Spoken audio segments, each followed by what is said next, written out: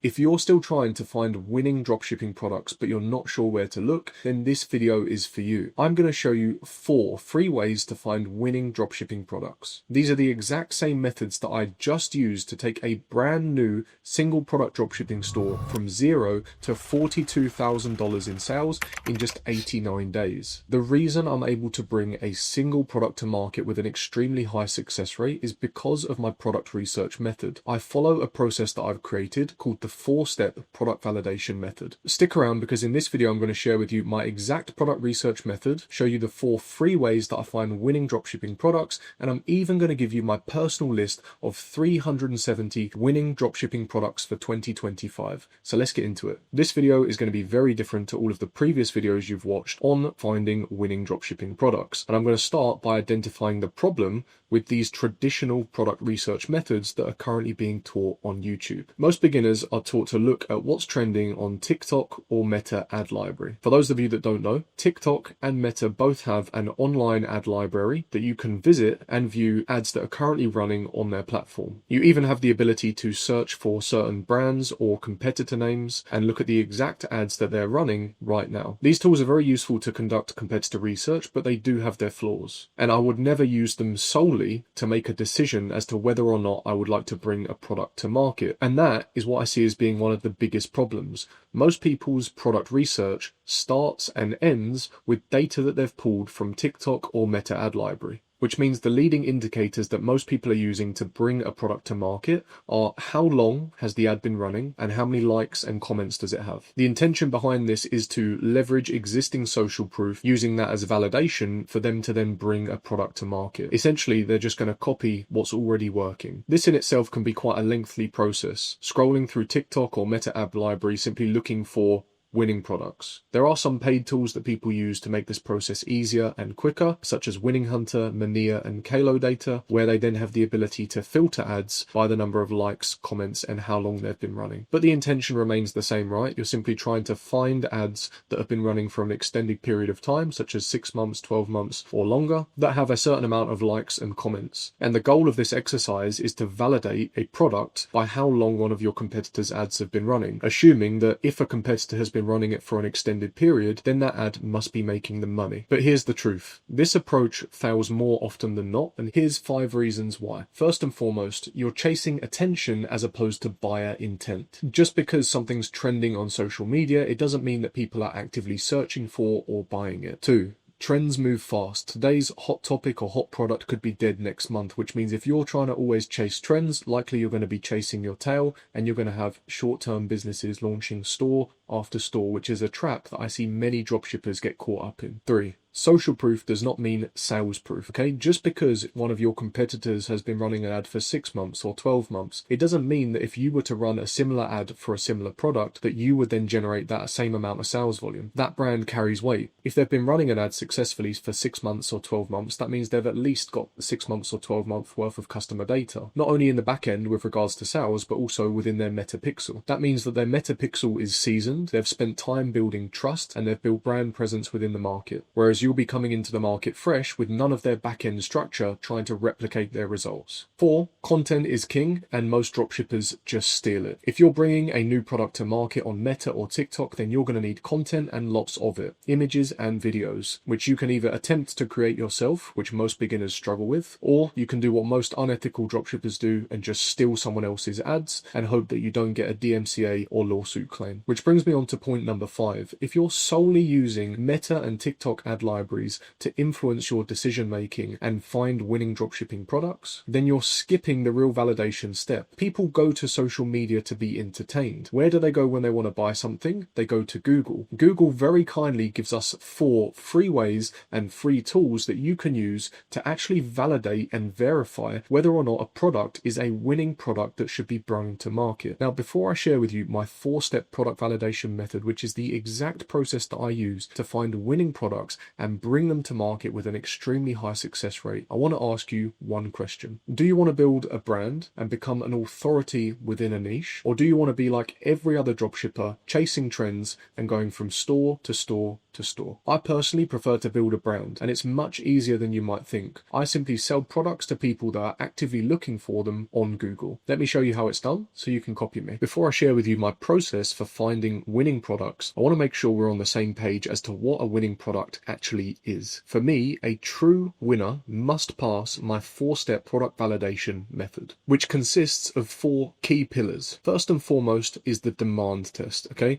We need to validate search demand and confirm that people are actually actively searching Google for the product that we intend to sell. Second is the competition gap. We need to determine how many other people are selling the product and whether or not we can sell it better or differently. Third is the evergreen factor. We want to make sure that the product we're bringing to market can be sold year round. And last but not least, we have the profit multiplier. Can we sell this product and be profitable after taking into consideration our cost of goods and our advertising spend? Now, the best part about this validation method is that you can validate demand, competition, seasonality, and profit potential backed by data using 4 free tools that are available on Google. And I'm going to show you how in just a moment. But not only is this data free, it's actually underutilized by most dropshippers within the e-com space. 90% of the e-com industry has been so focused on Meta for years that they all completely forgot about the one place that people go when they actually want to buy things, Google. So let me share with you the 4 free ways that you can not only find but also validate winning dropshipping products. First and foremost, we have Google Shopping. This is what you're going to use to check the average price point of products that you intend on selling,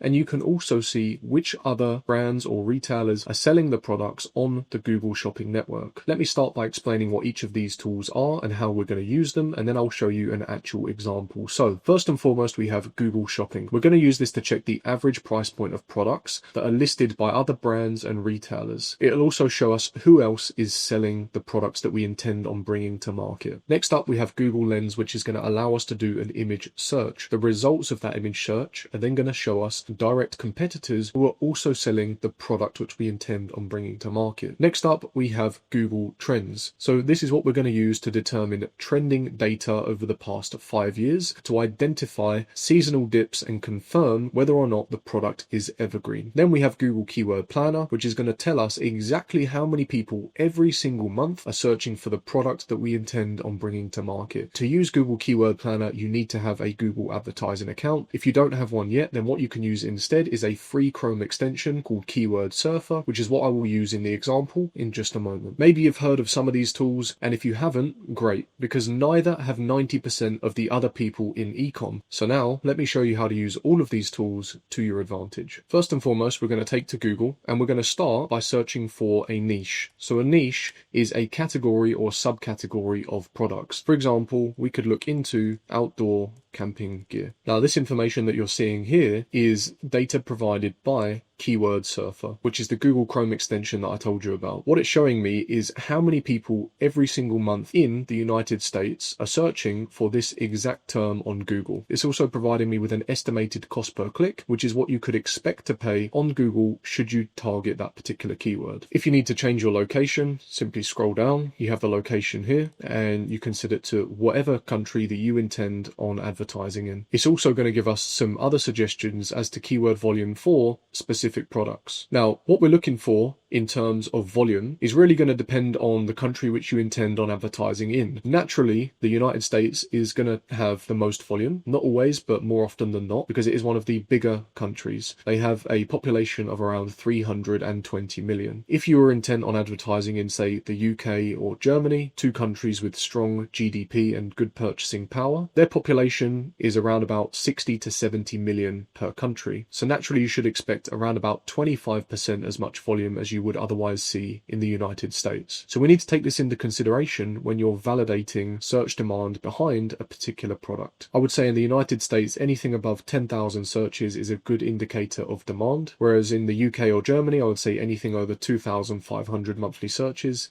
is good. Now, the reason I start by searching for a niche as opposed to a product is, personally, I always like to build branded, niche-specific, high-ticket dropshipping stores. I'll speak more on the high-ticket aspect in just a moment, but the reason I like to build niche-specific stores is because you may have heard the saying, the riches are in the niches. I build branded stores and become an authority within a niche. By becoming an authority, I'm able to demand a premium price point. Demanding a premium price point allows me to sell high-ticket products, and high-ticket products ensure that I have a big enough profit potential, which was one of the steps on the 4-step product validation method. So I start by looking at a particular niche. Let's take this one for example. Then I would go on to the top website for brands and retailers within that niche. What is the difference between a brand and a retailer? A brand is someone who sells their own products. A retailer is someone who sells products from other brands. So immediately by coming onto this website, we see there is a tab here for brands, which indicates that they're selling products for multiple brands. Therefore, it's likely that this website, Outdoor Gears, is in fact a retailer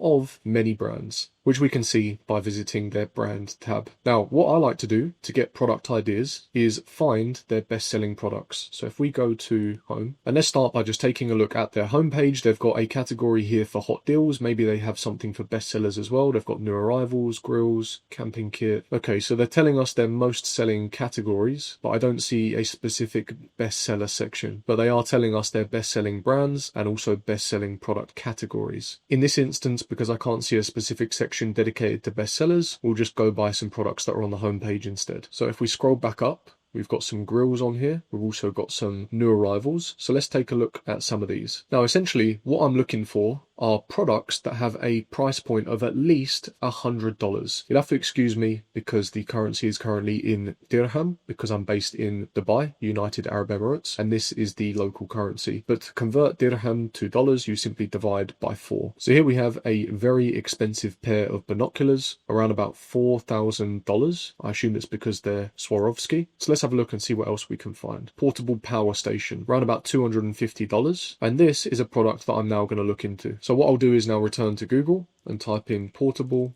power station. And now is where I'm going to leverage Google Shopping. I'm going to go to the Google Shopping results. Here you see the word sponsored, which means all of these people are currently running paid ads to these products. And the reason I'm here is just to get a gut feel to see the average selling price point. And I want to make sure that the average is at least $100. I'm not interested in things listed by Temu or Amazon, anything like that. Instead, I'm looking for actual other retailers. So we've got DIY Store, Toby's OUQ. These are the types of people that I'm going to take as an average price point. So we've got DIY Store, that's about $400, $500. This one here, which is about $160. This one here is on the slightly lower end, but that's a power bank as opposed to a portable power station. So what we're looking for are these, an actual portable power station. Seems that there are also different types. This one's petrol, so we may need to be a little bit more specific with our search, right? And be more specific to the product that we intend on selling. Maybe we want to sell a petrol one, maybe we want to sell an electric rechargeable one, like this one here. So we also need to be mindful of that when we're looking at average product price, right? Let's just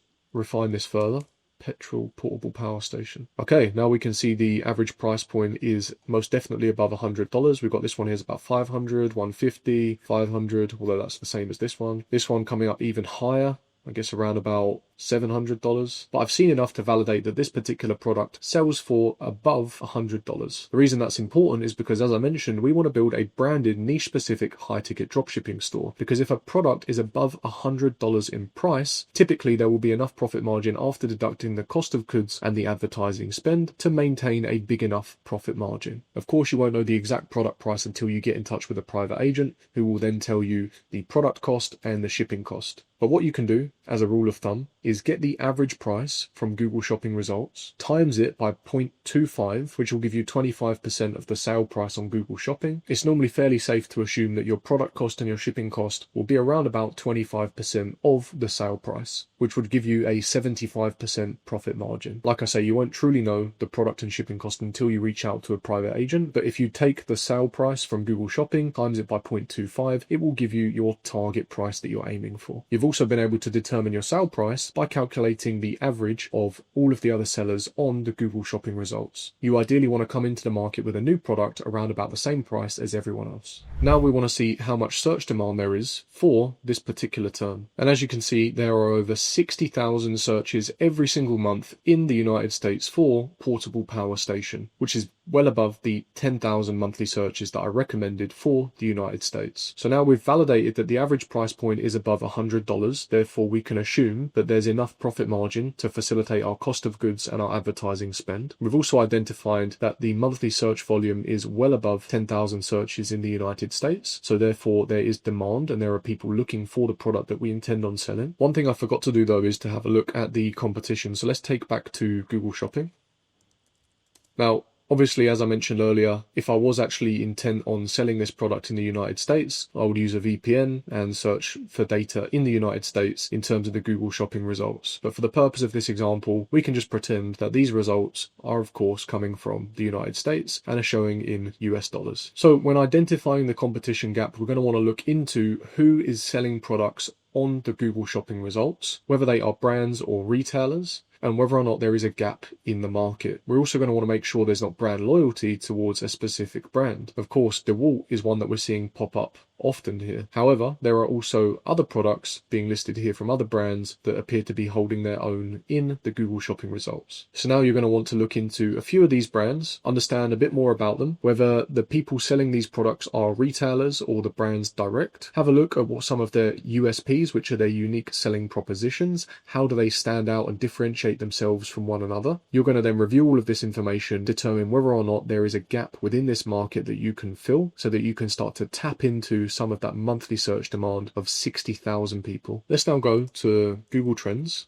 and have a look at search demand over the past 5 years. Make sure the location is set to the place in which you intend on advertising in, and then we're going to type in the name of the product, set the time frame to past 5 years or a longer time frame should you wish. And what we're looking for is consistency. Okay, it doesn't even necessarily need to be trending upwards. The fact that this one is just an added benefit. But what we're looking for is consistency year round, regardless of the month, so that we know we can generate sales month on month, year on year. And as you can see, for many years, this has just comfortably ranged between sort of 25 to 50, which is great. In recent years, it's also increased significantly and had some quite significant peaks, and now it's found a new higher low, and it seems to be ranging more so within the 50 to 75. The most important thing is that we've now validated that this product is evergreen and is something we can sell year round. Now we're going to take to AliExpress and we're going to search for the product that we intend on bringing to market. What I like to do is filter by order volume to see which ones have generated the most orders. You can see an instance like here where this one's had over 10,000 sales, which is pretty good. Now, let's say that we wanted to sell this particular product. What we'd do is we'd take a screen grab of it, copy it, then we're going to head to Google Lens, then we're going to use Google Lens, paste the image that we just took, and now Google's going to search for that particular image and highlight anywhere that it sees it. Most of these listings appear to be Amazon, Temu, Alibaba, YouTube. We have one here, Petcron, which appears to be a store in New Zealand. So let's just take a look at that. Essentially what we're trying to find is other brands or other people selling these products. Here's another one, Power SCS. I'm not as interested in YouTube, Amazon, that kind of stuff. Sundown Studios, Bob Shop. And essentially what we're going to want to do as the fourth and final step in the 4-step product validation method is review the competition gap. So as we can see, this store is selling, or at least trying to sell, this particular product for close to 1,000 New Zealand dollars, which is obviously much more than what it's being sold for on AliExpress. We then have it here where they're attempting to sell it for around about 200 euros. Nothing on this one. I think this is a South African site, .za. So again, products are in another currency. Not sure on the exact sale price here. But if we were intent on selling this in the United States, what we would be interested in is trying to find people who are selling this product in the United States, as that is the market that we will be advertising in as well. Why are we doing this? Well, it forms part of identifying the competition gap, okay? So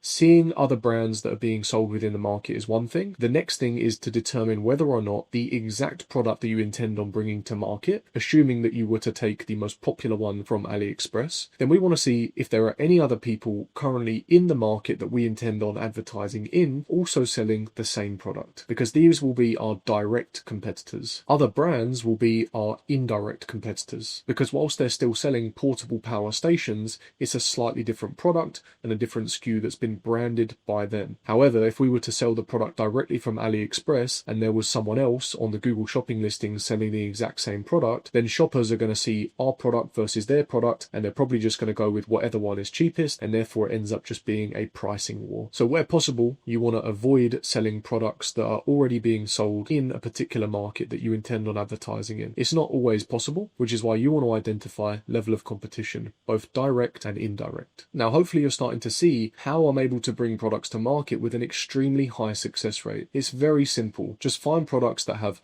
high demand, low level of competition, products that are evergreen and can be sold year round, and products that are high ticket so that you have a big profit potential, enough to cover your cost of advertising and of course your cost of goods. And then it just becomes a very simple formula of supply versus demand. If there's high search demand, low level of competition, then that identifies that there is a gap in the market where I can introduce my product and start selling products to people who are actively looking for them on Google, which we've validated by finding out the exact search demand for the product that we're bringing to market every single month. This is the exact same process that I followed to take a brand new store from zero to over $42,000 in sales in just 89 days. And it's the exact same process I teach to members inside of my Google Ads Ecom Academy. As I mentioned at the start of this video, I'm also going to share with you my personal list of 370 winning product ideas for 2025. This was initially created exclusively for members of my Google Ads Ecom Academy, but I decided to give it to you guys for free. All you need to do is see the link in the video description to gain access to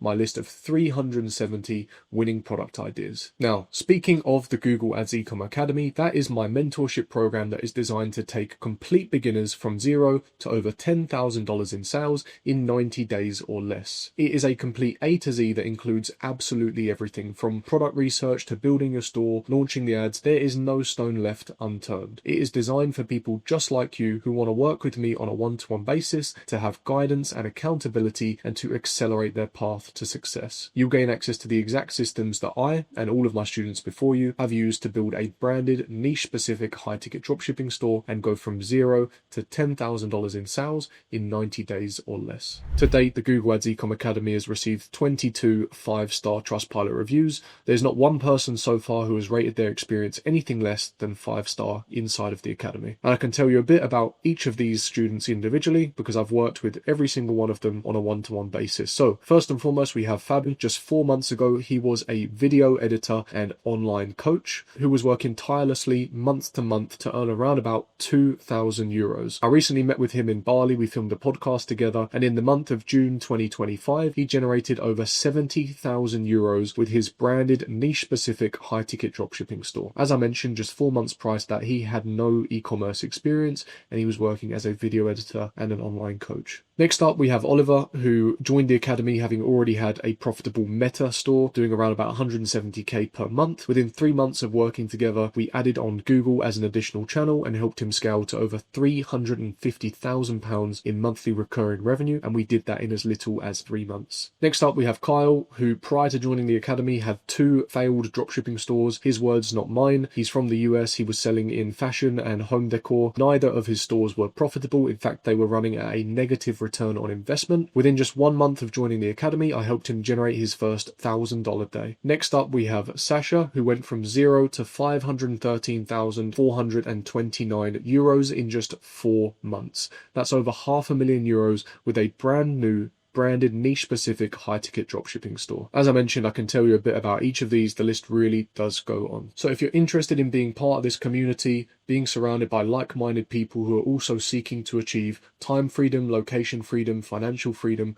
by working with me on a one-to-one basis to build your own high-ticket branded niche-specific dropshipping store and go from zero to at least $10,000 in sales in the next 90 days or less, then see the link in the video description for more information. I'm also considering doing a live product research video, which will be entirely dedicated to me using my 4-step product validation method to find and validate products. If that's something you'd be interested in, drop a comment and let me know. Just put something like product research 2025. That is all for this video. If you did find it useful, make sure you hit like, hit subscribe and drop a comment. I really appreciate it, and I will see you in the next one.